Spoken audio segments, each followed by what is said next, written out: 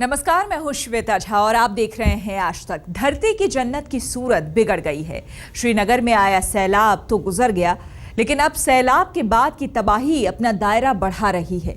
बस्तियों में पानी भरा है, लोग मकानों में फंसे हैं। मजबूरी ये कि मकान छोड़ नहीं सकते। जिन मकानों में किसी तरह लोग अपना वक्त काट रहे हैं, अब सीलन ने उनकी बुनियाद को कमजोर कर दिया है। ये मकान भी अब गिरने लगे हैं।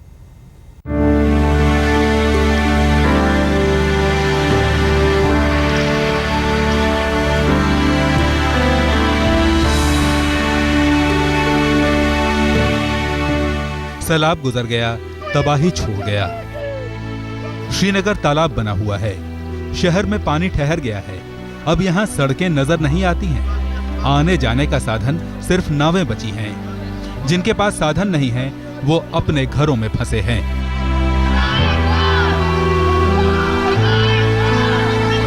सूखी मंजिलों की खिड़कियों से उम्मीदों में झांकती गर्दनें हैं, नजर में गुजारिशें हैं, आवाज में दर्द और मुट्ठी भर मदद के लिए हाथ जुड़े हैं।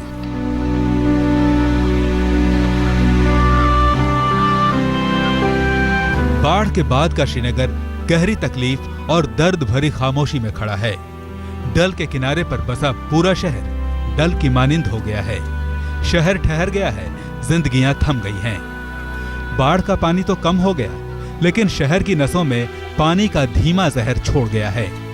नमी का ये जहर श्रीनगर की बुनियाद खोखली कर रहा है। मकान गिर रहे हैं, पहले ही उजड़ चुके लोग अब तबाह हो रहे हैं। पानी भले उतर रहा हो, लेकिन शहर जैसे पानी में धंस रहा है। विधानसभा के पास का इलाका शहीदगंज बाढ़ में धीरे धीरे डूब रहा है।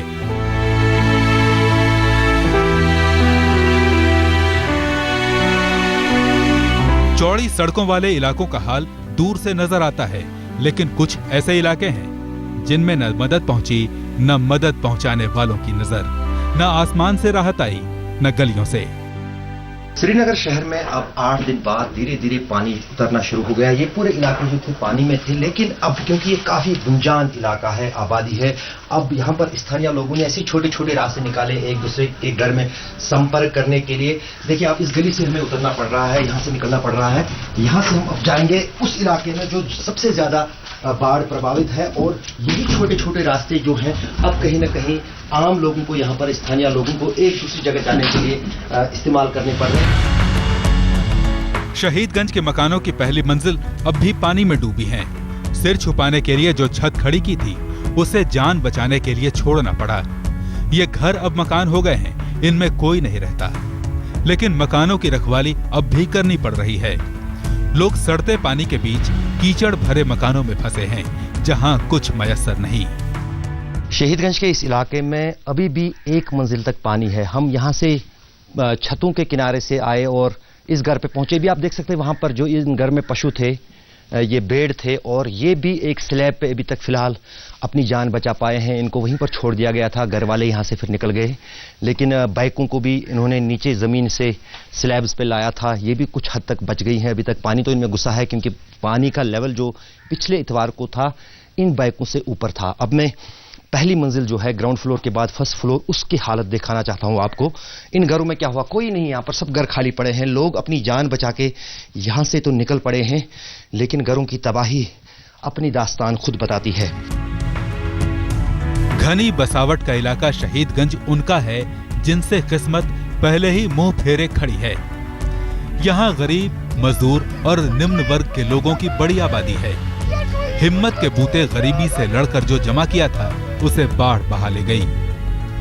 जो चारदीवारी बाकी है, वो ठहरे हुए पानी के बीच डोल रही है। बर्बादी के इस मंजर पर आंखें खारी हो जाती हैं और लोगों के हलक से चीख फूटती है। हमारी छोटी फैमिली है, अभी तक कोई पता नहीं है कहां पर है। इनकी दुनिया बेबसी के दायरे में सिमट गई है। मजबूरियां, बदहाली जिंदगी से चिपक गई हैं। बस हौसलों ने जिंदा रखा है। 2 मंजिल तक पानी में डूबे इलाके के लोग अपनी हिम्मत से ही बचे हुए हैं। रेस्क्यू के लिए यही किश्ती थी। ये थर्मोकोट का कोई रोल है, ये जो कहीं किसी घर में था, और ये पानी में खुद आया पानी में। किसी मकान गिर गया, किसी का बिल्डिंग यहाँ गिर गया, उसको ये सामान बिल्डिंग में था और ये आया, हमने यहाँ पर इसको रस्सा डाल के खींच लिया और उसको नीचे हमने ये फटा लगा के, तो आगे जब चीखने तो लोगों ने चीखे, औरतों ने चीखा पुकारा, तो हम यहाँ से 2-3 बंदे, इसमें 2 बंदे बैठ गए, रस्सा इतना लंबा खींचा इसको कि वहां से हमने इनको एक एक करके गोद में उठाकर छतों के ऊपर से निकाला है। शहीदगंज के तमाम लोग जो अपने घर में महफूज नहीं थे, वो खुदा के घर में महफूज रहे। इस इबादत घर ने तमाम लोगों को बचा लिया।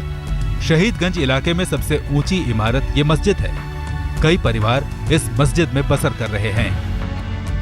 ये जो अब यहाँ पर कुछ लोगों ने यहाँ अपने टेम्पररी जो रहाइश का इंतजाम किया है, ये मस्जिद में बेसिकली एक परिवार है, कई परिवार हैं, एक ही नहीं कई परिवार। हम देख सकते हैं यहाँ पर नमाज पढ़ी जाती थी आम दिनों को, बाकी दिनों को, लेकिन अब कहीं ना कहीं ये आशियाना बना है कुछ लोगों के लिए। लेकिन कितने देर तक आखिर ये मस्जिदों में रहेंगे ये परिवार?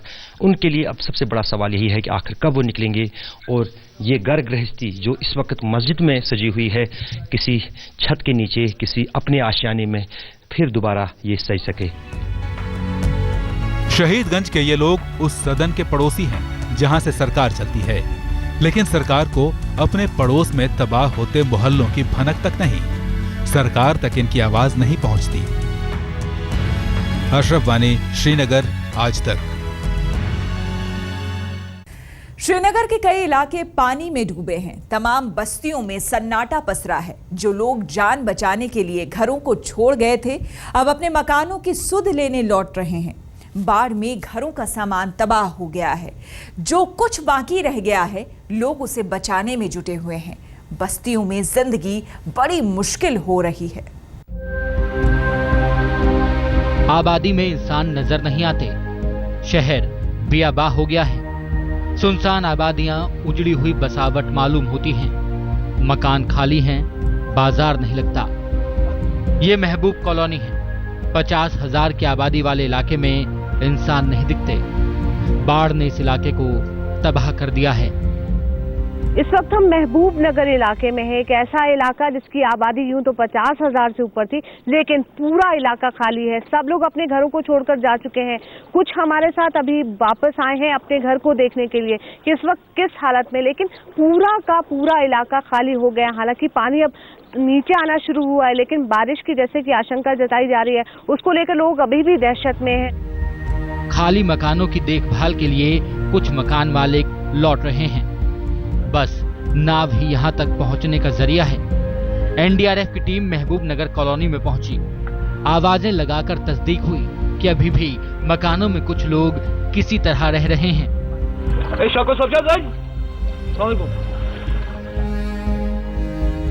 एनडीआरएफ की टीम ने फंसे हुए लोगों को राहत सामग्री दी। मुसीबतों के अंबार में एक चुटकी मदद यूं तो नाकाफी है, लेकिन जीने की जद्दोजहद में टूटते हौसले के लिए खुराक जरूर है। महबूब नगर कॉलोनी में इस वक्त एनडीआरएफ की टीम राहत सामग्री लेकर आई है, लेकिन यहाँ क्योंकि कोई है ही नहीं। लोग हमारे साथ जरूर आए, इक्का दुक्का लोग जो कि अपने घर देखने के लिए आए। यहाँ पर जमा जोड़ की पूंजी से जिन्होंने मकान खड़ा किया, जिनके पास सिर छुपाने को कोई और छत नहीं, वो अभी भी पानी के बीच टापू की तरह खड़े मकानों में रह रहे हैं।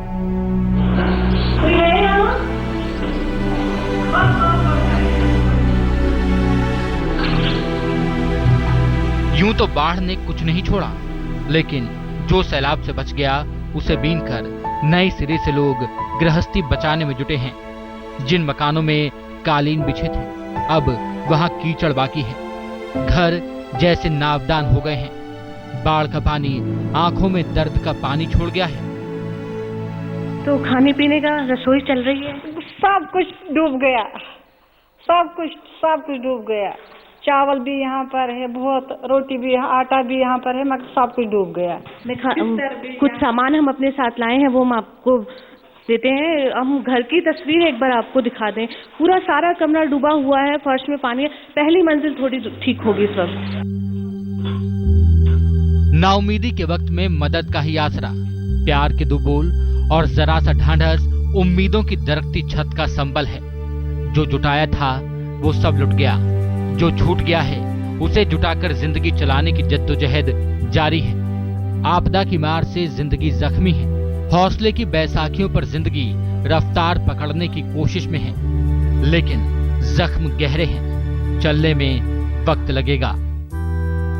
इन खिड़कियों से रोज सूरज की रोशनी तो यहाँ पहुँचती है, इन खिड़कियों से रोज उम्मीद और जीवन की आस तो यहाँ तक पहुँचती है, लेकिन कभी वो आवाज यहाँ तक नहीं पहुँचती जो ये कह सके कि हाँ, हम तुम्हारी मदद के लिए आए हैं। श्रीनगर से प्रमिला दीक्षित के साथ आज तक ब्यूरो। जम्मू कश्मीर में राहत का काम जोरों पर है। सेना और सरकार दोनों आपदा पीड़ितों की सेवा में है, लेकिन बीच बीच में हो रही बारिश ने संकट खड़ा कर दिया है। सुबह श्रीनगर में बारिश हुई तो बाद में जम्मू में आसमान से बूंदें गिरने लगी। राहत का काम भी इससे प्रभावित हुआ। हालांकि संतोष इस बात का है कि बारिश तेज नहीं, हल्की ही होगी।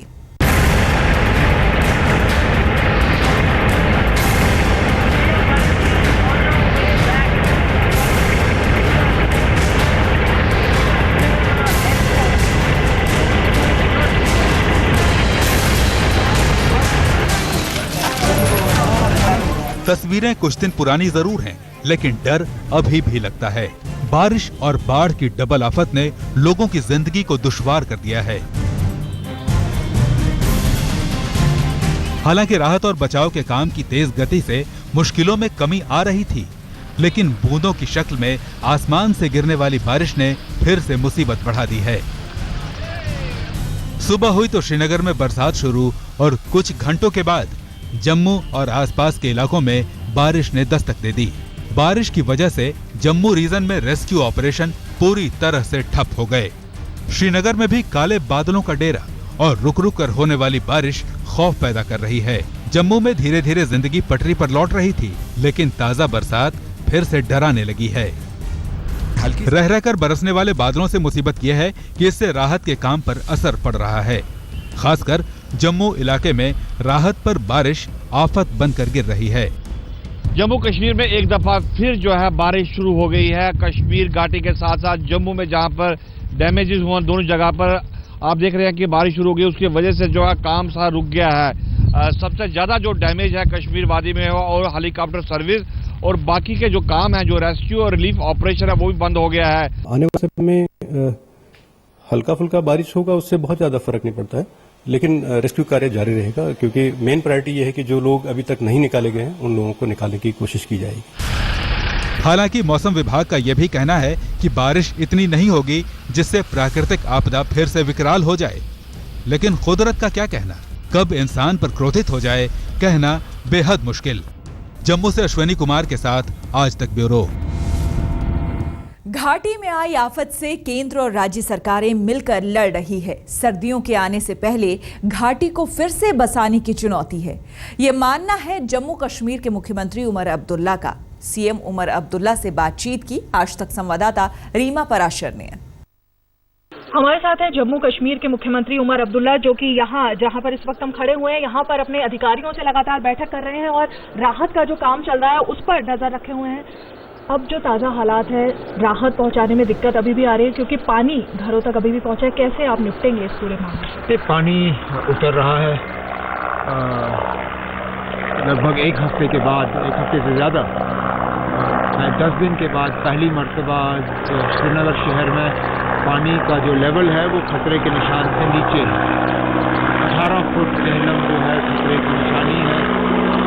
आज सुबह हमें खबर मिली है कि 18 फुट से कम है और जहाँ बंद टूटे हैं वहाँ पे पानी अंदर घुसने के बजाय पानी वहाँ से अब निकलने का काम कर रही है। अभी भी कुछ इलाके कटे हुए हैं, इससे कोई एतराज़ नहीं किया जा सकता, लेकिन आम तौर पे अब हम ये देख रहे हैं कि लोग निकलने के अलावा अपने घर में ही रहना पसंद कर रहे हैं। शायद उनको अब लग रहा है कि अब खतरा नहीं है, लेकिन वो ये चाहते हैं कि हम ज़रूरत की चीज़ें उन तक पहुंचाएं, पानी, दवाई, खाने की चीज़ें, जो लगातार हमारी कोशिशें जारी हैं उन तक पहुंचाने की, चाहे बोट के ज़रिए, ट्रकों के ज़रिए। कल दिन भर हमने कोई 50 ट्रक से ज़्यादा शहर श्रीनगर में पहुंचाएं। 200 टन से ज़्यादा खाने की चीज़ें, इसके साथ साथ बोट के ज़रिए ये सब हमने लोगों तक पहुंचाया है। 4 मशीनें शहर में लगाई गई हैं जो कि साफ़ पीने का पानी जो है लोगों को वहाँ मुहैया करती हैं, और उन मशीनों की तादाद बढ़ा दी जाएगी। साथ साथ में पंप्स लगाए गए हैं पानी निकालने के लिए। आगे रास्ता आसान नहीं है, लेकिन हम मतलब कुछ हद तक लोगों तक राहत पहुंचा पाए हैं। आगे कार्रवाई जारी रहेगी। आने वाले दिनों में जो मौसम अगर हम देखें तो सर्दियां बढ़ने वाली हैं, लोगों के पास घर नहीं है, पूरा हम कह सकते हैं कम से कम घाटी तबाह सी हो गई है, तो कैसे आपने प्लान बनाया? ये इस तरह का ये सिचुएशन आप लोगों को मत पेश करें। घाटी तबाह नहीं हुई है। घाटी में, पूरी घाटी में, कश्मीर की पूरी घाटी में फ़िलहाल हमारे पास घर पूरी तरह से तबाह होने वाली जो तादाद है वो लगभग 2400 है। वो अपने आप में एक बड़ा नंबर है, मैं इससे इनकार नहीं करता हूँ, लेकिन जब हम ये कहते हैं कि पूरी घाटी तबाह हो चुकी है तो लोगों को लगता है यहाँ कुछ है नहीं। मुश्किलात हैं। सर्दी से पहले हमें इन लोगों की मदद करनी होगी कि वो नए सिरे से अपने घर बना सकें। इसके लिए हमने फौरी तौर एक रिलीफ का इंस्टॉलमेंट जो है 75,000 का वो हमने ऐलान कर लिया है। उसके साथ साथ में हम लकड़ी और टिन का जो है इंतज़ाम कर रहे हैं ताकि लोग आके ये लकड़ी टिन वगैरह लेके थोड़ा सा अपना सर्दियों से पहले बना लें, और मौसम बदलने के बाद वो फिर अपने मकान को पूरी तरह से बना पाएंगे। हम रुकेंगे एक और छोटे से ब्रेक के लिए। देश और दुनिया की बाकी खबरों के लिए आप देखते रहिए आज तक।